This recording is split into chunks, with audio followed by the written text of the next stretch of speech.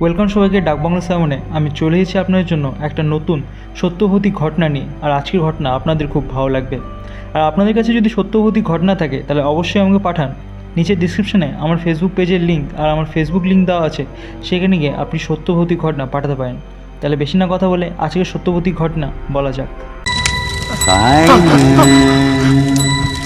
Simon, you're back.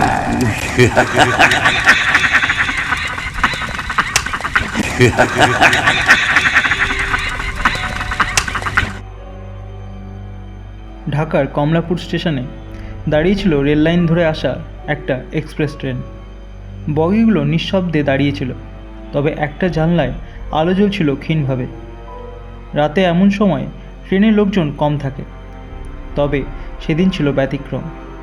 একজন মধ্যবয়সী মহিলা, নাম শিউলি বেগম, তার নিখোঁজ ছেলেকে খুঁজতে এসেছিল সেই স্টেশনে। ছেলে কদিন আগে হঠাৎ করেই বাড়ি থেকে বের হয়ে যায় আর ফেরেনি। শেষ খবর পাওয়া গিয়েছিল সে ট্রেন ধরে উত্তরবঙ্গের কোথাও যাচ্ছে।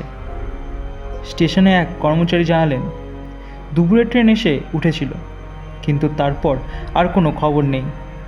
শিউলি বেগম ধীর পায়ে প্ল্যাটফর্মে হাঁটতে হাঁটতে হঠাৎ থেমে গেলেন।